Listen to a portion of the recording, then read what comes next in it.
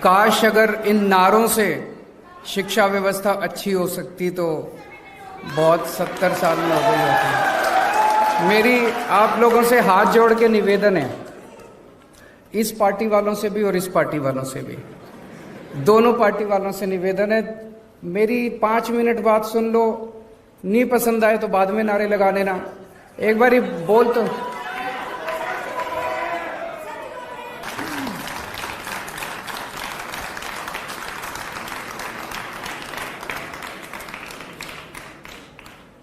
मंच पे मौजूद दिल्ली के उपराज्यपाल महोदय श्री विनय कुमार सक्सेना जी,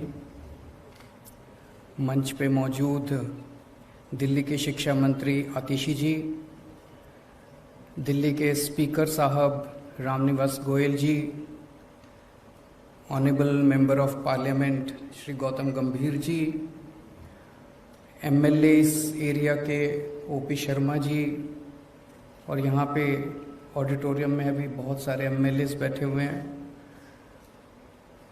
यहाँ के वाइस चांसलर साहब डॉक्टर महेश वर्मा जी, अन्य सभी अधिकारीगण, डीन्स, वेरियस अथॉरिटीज़ और सभी भाइयों बहनों, आप सब लोगों को मेरा नमस्कार, सबको मेरा प्रणाम।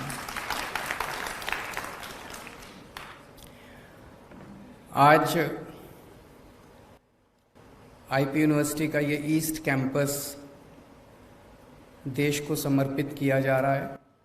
तो दिल्ली सरकार की यूनिवर्सिटीज़ हैं, उनमें तो 85% सीट जो हैं वो दिल्ली के बच्चों के लिए रिजर्व हैं, लेकिन डीयू के अंदर सीटें रिजर्व नहीं है। तो एक एस्टीमेट बनाया गया भी दिल्ली के बच्चों को कितने एडमिशन होते हैं दिल्ली यूनिवर्सिटी में, वो सारा मिला लिया जाए तो एक रफ एस्टीमेट ये है कि 2.5 लाख में से 1.1 लाख बच्चों के लिए दिल्ली में सीट अवेलेबल थी।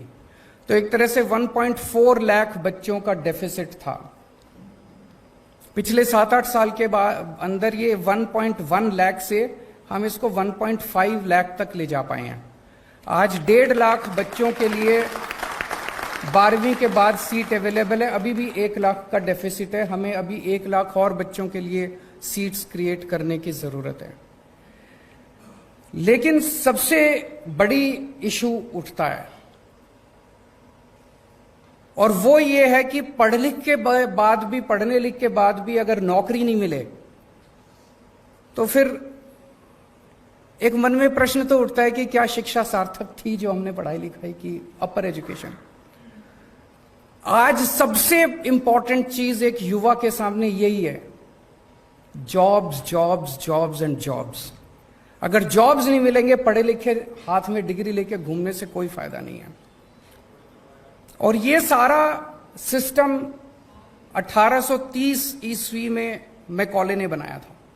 उसके पहले जो भी भारतीय सिस्टम था, हमारे देश में एजुकेशन का सिस्टम था, जो मैंने पढ़ा है, बताते हैं बहुत अच्छा सिस्टम था अंग्रेजों के आने के पहले। गांव-गांव के अंदर स्कूल थे, जो आचार्य का सिस्टम था, चाहे राजा का बेटा हो चाहे रंग का बेटा हो, सारे एक ही साथ स्कूल में आके रहते थे। और फिर इन्होंने सारा हमारा एजुकेशन सिस्टम तहस नहस कर दिया अंग्रेजों ने आके 1830s के अंदर मैकॉले ने और उन्होंने जो शिक्षा व्यवस्था बनाई, वो शिक्षा व्यवस्था भारत के लिए नहीं बनाई थी। वो सारी शिक्षा व्यवस्था उन लोगों ने बनाई थी क्लर्क पैदा करने के लिए, कि पढ़े लिखे क्लर्क पैदा होंगे और वो अंग्रेजों की सेवा करेंगे। अनफॉर्चुनेटली आजादी के बाद हमने इसमें शिक्षा व्यवस्था में मूलचूल परिवर्तन नहीं किया। आज वही शिक्षा व्यवस्था चल रही है। हम बीए करते हैं, हम बीकॉम करते हैं, हम ये डिग्री फलानी डिग्री बीएससी करते हैं, नौकरी नहीं मिलती। तो नौकरी नहीं मिलती, फिर डिग्री करने का क्या फायदा? अब हमें कुछ ना कुछ करके हम लोगों को ऐसी शिक्षा देनी पड़ेगी जो कि अल्टीमेटली आपको रोजगार दिलवाए। मैं अभी पढ़ रहा था, मैं अभी डॉक्टर साहब से डिस्कस कर रहा था, यहां पे अब जो शिक्षा देने का प्लान किया जा रहा है, वो लग रहा है कि शायद यहाँ पे डिज़ाइन के ऊपर आपको सिखाया जाएगा, ऑटोमेशन पे सिखाया जाएगा, आर्टिफिशियल इंटेलिजेंस पे सिखाया जाएगा, रोबोटिक्स पे सिखाया जाएगा, इनोवेशन पे सिखाया जाएगा, मशीन लर्निंग पे सिखाया जाएगा, डेटा मैनेजमेंट पे सिखाया जाएगा। ये सारी चीज़ें आज तकनीकी युग के अंदर ये डिमांड है सोसाइटी की। मुझे उम्मीद है कि यहाँ से निकलने वाले बच्चों को तुरंत नौकरी मिलेगी। देखिए, मेरा यह मानना है कि हर यूनिवर्सिटी के वाइस चांसलर की अकाउंटेबिलिटी इसी बात से फिक्स होनी चाहिए कि आपके निकलने वाले कितने बच्चों को नौकरी मिली, यह जरूरी होना चाहिए, सबसे इंपॉर्टेंट है। अब मैं इस पे एक चीज आप लोगों के सामने रखना चाहता हूं। नौकरियों की कमी है। सारे बच्चे अगर निकल के नौकरियां ढूंढने लग गए तो नौकरियां नहीं है इस देश के अंदर। हम बार बार ये कहते हैं कि हमें नौकरी ढूंढने वाला नहीं, नौकरी देने वाला बनना है। उस दिशा में अब अपने को अपनी शिक्षा व्यवस्था को ले जाना पड़ेगा। इसका एक छोटा सा प्रयास दिल्ली सरकार में हम लोगों ने किया। 11वीं और 12वीं के बच्चों को हम लोगों ने बिजनेस करने के लिए हमने उन लोगों को प्रेरित किया। इसको हमने बिजनेस ब्लास्टर्स प्रोग्राम या एंटरप्रेन्योरशिप क्लासेस का नाम दिया। इसमें क्या करते हैं कि एक बच्चे को 2000 रुपए देते हैं, 11वीं और 12वीं के बच्चों को 2000 रुपए देते हैं और उनको कहते हैं इस 2000 रुपए से बिजनेस करो। तो सुनने में बड़ा अटपटा लगता है, आप लोगों को भी लगता होगा, पर शुरू में मनीष जी और आतिशी जी ने जब इस पूरे प्रोग्राम को कंसीव किया, मुझे भी लगा यार पता नहीं क्या 2000 रुपए में क्या बिजनेस होगा। उसमें वो क्या कर सकते हैं, बच्चे इकट्ठे होते हैं, 4 बच्चे, 10 बच्चे, 15 बच्चे, वो टीम बनाते हैं। तो 15 बच्चे आए, 15 बच्चों ने अपने 2-2000 रुपए डाले, वो 30,000 रुपए से फिर 1 मिनट मैडम,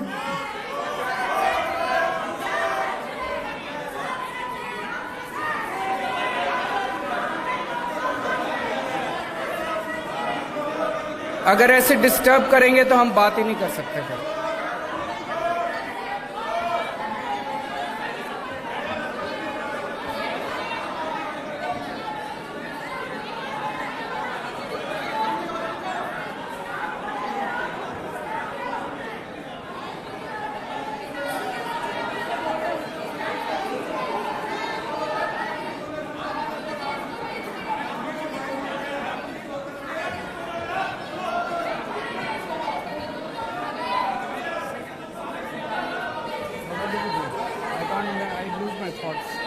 मैं ऐसे कैसे नहीं कर सकता है, और कंक्लूड से मुझे बुलाएगी।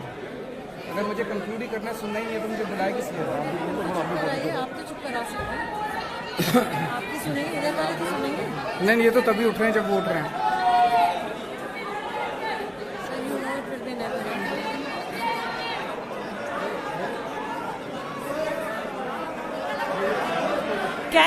Can we hear what sir has to say, please? Can we hear what sir has to say? Please stop.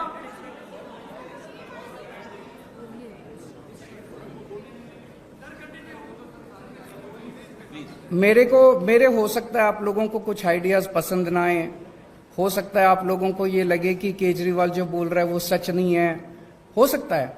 मेरी आपसे हाथ जोड़ के विनती है, 5 मिनट मुझे कंप्लीट कर लेने दीजिए।